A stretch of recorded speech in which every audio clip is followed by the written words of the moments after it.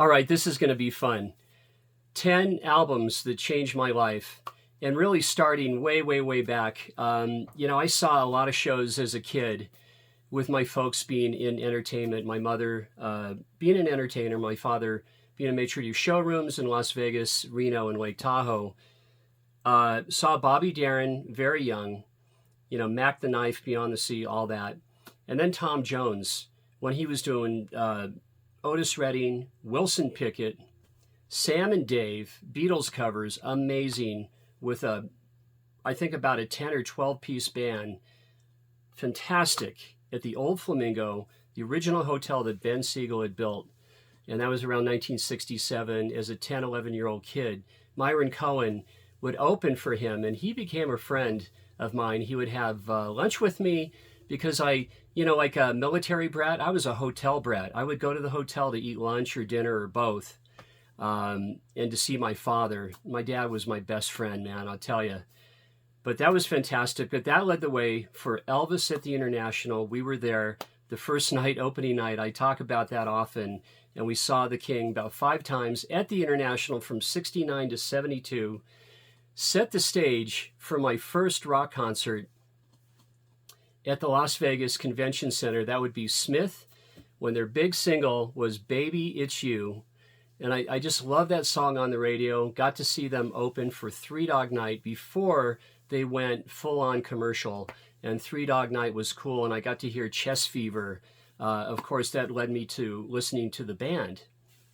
Now, a very, very big concert and such an influential record. And the first one I'll start with is Elton John. And I saw him September 15th, 1971. And I got that date about a year or two ago because I wanted to remember more about the show. There were a lot of firsts for me in the fall of 1971. And so here is the album. And, in the U.S., we supported Elton John so much. He, on his last tour, of course, in Los Angeles, he thanked all of us. And we're just so pleased to have supported and been huge fans of Elton John. And what really turned me on here was your song, of course, 60 Years On. So many great songs. But really, forever, my very favorite Elton John album will be, and he played this, I believe, in its entirety. I was a little tongue-tied because I know he did Tumbleweed Connection. And in the September 15th of 71, I'm sure if I look at the set list, he also played songs from Madman Across the Water, which was his upcoming album. So this was such a memorable show so long ago, and I do remember a great deal about it. What's interesting, after Las Vegas, he jumped over to Tokyo. He played San Diego with England Dan and John Ford Coley. I looked that up, opening for Elton, and then he jumped over to Tokyo, to Shibuya. But the night before San Diego, he played a whole set all by himself. Just amazing. Now, I want to show a few other records, so there's a few more than 10. So influential. Early on as a 14-year-old kid, I became a huge Fleetwood Mac fan. And Bare Trees, Danny Kerwin's Bare Trees was all over the radio in 71 and 72. Early 72, rather. On FM radio daily. Went out and bought the record. I heard this album daily at my friend Freddie's house. We called him Freddie, like the Furry Freak Brothers, Robert Crumb's illustrations for Zap Comics. So I would listen to Bare Trees a lot at Freddie's house. And over at Matt Rebus's house, we would listen to Killer, Alice Cooper. I didn't have this album until much later. And, Under My Wheels, man, just a great, great, great album. You Drive Me Nervous, Dead Babies, all of it. Yeah, this is this one changed my life. We loved Alice Cooper in the early 70s. He was huge.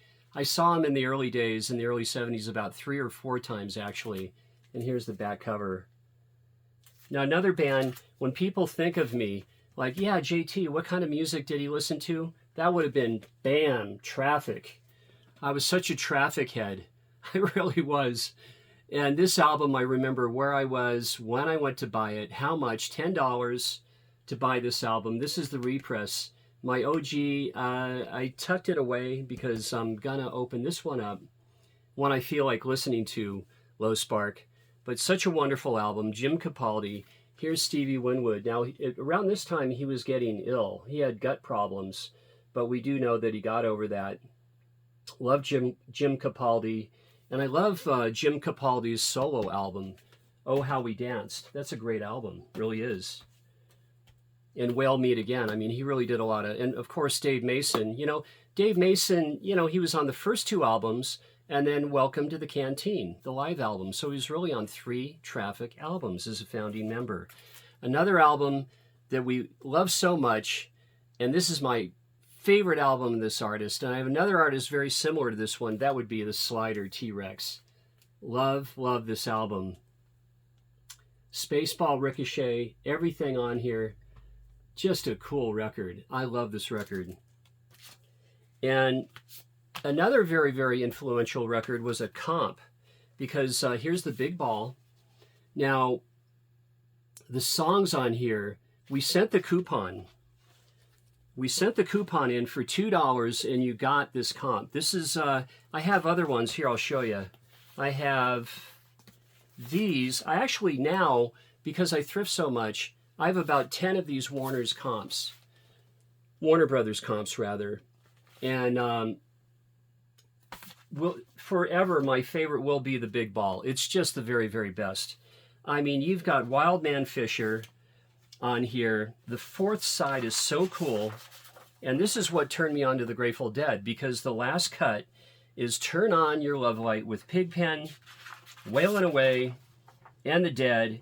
But the side 4 has Ella Guru, Captain Beefheart. You have Ed Sanders from the Fugs doing Iliad. I mean, you got to hear that. If you know it, if you don't, you need to listen to this 4th side of the Big Ball.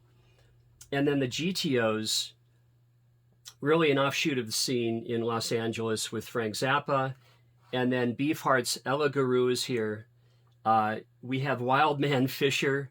And we have WPLJ, Frank Zappa doing a doo-wop tune that's just amazing. And then right into Turn On Your Love Light. So, yeah, I love this Big Ball comp. And it just got me into so many artists. There's, James Taylor on here, Dion. We have Van the Man, Fleetwood Mac doing Oh Well, Pentangle, Small Faces, Family, Everly Brothers, The Kinks. Off of Arthur, Tim Buckley, Randy Newman, Joni Mitchell, and Gordon Lightfoot, man. So the Big Ball, such an influential record. $2, you cut the coupon out, put it in the envelope, stamp, and you got that record in the mail. Now, over at Michael Rose's house, I would go over, and he would be spinning Freak Out, Mothers of Inventions. Susie Cream Cheese, love this record. So influential. And the next Zappa album that was really big for us kids was Just Another Band from LA. Billy the Mountain, all of that. I could just about recite the lyrics for sure. And then another show that I went to that was just absolutely amazing was Rory Gallagher opening for Fleetwood Mac on their Penguin tour. And headlining was Deep Purple. After Machine Head and Deep Purple, the town was going nuts. They were rabid to see Deep Purple. Now, Rory, this is my closest record I have. This is my favorite live album of Rory Gallagher. I mean, we have Messin' with the Kid, Laundromat, I Could Have Had Religion, Pistol Slappin' Blues, Going to My Hometown, In Your Town, and Bullfrog Blues. Rory, unreal. This, to this day, is really about one of the best live performances I've ever seen, and I'll never forget it. I dressed like him. My hair was actually longer, flannel shirts, jeans, and it's just like, this is my music. So for me, what's now called Americana and then old blues rock is they're really my roots. Now, so Fleetwood Mac comes on after Rory Gallagher, who stole the show. They were just fantastic. At that time, they brought Dave Walker from Savoy Brown over because Mick, for I don't know what got into him, fired Danny Kerwin, right? Big mistake in my opinion. And so you had Dave Walker and Bob Weston filled in, the great guitarist, Christine McVie, John McVie, and Mick Fleetwood. But this band, Machine Head, was supposed to come out and they didn't. And the reason why this is an album that changed my life is I almost didn't survive this concert. A quart beer bottle was hurled from the nosebleeds and brushed my long hair, exploded at my feet. I was shaking like a leaf. I made it out. And actually, I posted that on I Grew Up in Las Vegas Baby webpage on Facebook. And I did a video way, way back of my experience of that night, seeing Rory Gallagher, Fleetwood Mac, and Deep Purple being a no-show. But what a shame that I didn't get to see the great Ian Gillan, sing for this album. But I became such a big fan, and already was. I mean, you couldn't escape Smoke on the Water and Machine Head and all the previous material by 1972 and 1973. Now, an album that I wore out once on the Dynaflex, the orange RCA US press. And this is my repress for Hunky Dory. And, Queen Bitch here. I mean, it's so punk. It's just absolutely punk rock. I love it. And, Fill Your Heart, Song for Bob Dylan, Kooks, Quicksand, Life on Mars, Oh You Pretty Thing, and Changes. Changes became just an anthem for us kids. We love this album. I remember sitting there with the sun shining through and the room filled with smoke, listening to Hunky Dory. Actually, on several occasions, love this album. And of course, Ziggy Stardust and The Man Who Sold the World. Now, another album that I would go to my friend Michael Rose's house. He owned this album before I did. And such a masterpiece. And this is the cover. This is the jacket that Stephen Stills wanted. The more expensive leathery cover for Deja Vu. Crosby, Stills, Nash & Young. A definite masterpiece. And, the opening track of Carry On is just mind-blowing. Especially turn it up to about 11, and Carry On is just simply sensational. And what an album. The best thing Neil ever did with the boys. And I'm such a fan. I'm just going to stop there. Another record that I listened to so much, and before I owned it, over at Mike Rose's house, not far from where I lived, was After the Gold Rush, Neil Young. Listened to this so much. The jeans, yes, we patched our pants that way. We would take patches and sew them up that way. And he was such a hero to me and a lot of us kids. Absolutely. And I remember writing Don't Let It Bring Me Down. I wrote out the lyrics by hand very neatly, and I just loved his lyrics. Now, there was a song on the radio when I was 14. It was called Suffer to Sing the Blues. And this is a big reason why I'm so into country rock and Americana, is this artist right here. This is David Bromberg. And I love David Bromberg, and this album is my favorite. This is just a perfect mint copy. Let me show you. This is just wonderful.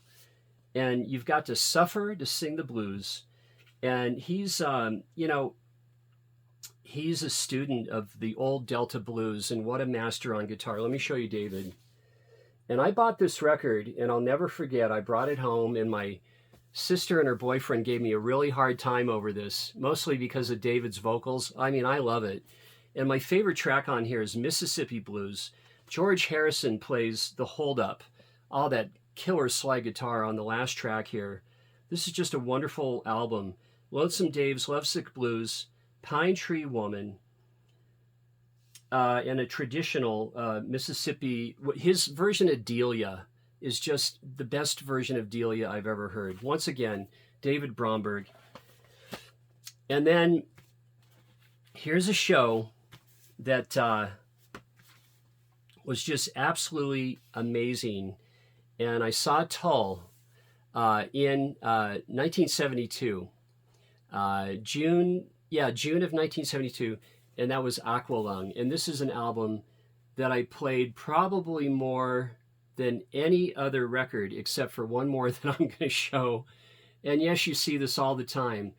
But man, I was there. I was there when this album was fresh and new, and saw Jethro Tull. And I was very fortunate to later have had dinner with Martin Barr twice in the late 90s. And I was able to share my experiences with him at the show, and he shared his with mine. He said that they dressed up in tuxedos and they went right next door from the Las Vegas Convention Center to the International to see the King, to see Elvis, all dressed out in their tuxes. Ian Anderson, Martin Barr, and the band, and they had such a great time. And he remarked that the spread that they put out for the bands in Las Vegas was the best in the United States. I think that's pretty cool. Well, it was Vegas, baby. It was.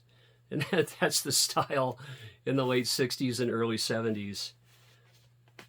And now, for my last 3 records, actually, it's 2 bands that I want to talk about. It was a show in March of 72, and that was Glenn Cornick, who had left Jethro Tull. Here we go. Here's Glenn right here. And this is his band called Wild Turkey. They opened the show, and I was so impressed. I went out and bought this record right after the concert. So right around April of 72, I've had this record. This is my OG. This is really a nice record. Butterflies on here. Sanctuary is cool. One Soul Survivor, Battle Hymn was my favorite. And here's the back cover. Now, they opened for a band, you know, a little band, but this band here was opening for the headliner, and this band was on their Fragile tour, and that's Yes. And this band blew everyone's mind. I was there on the Fragile tour for this. Just terrific. I just can't tell you.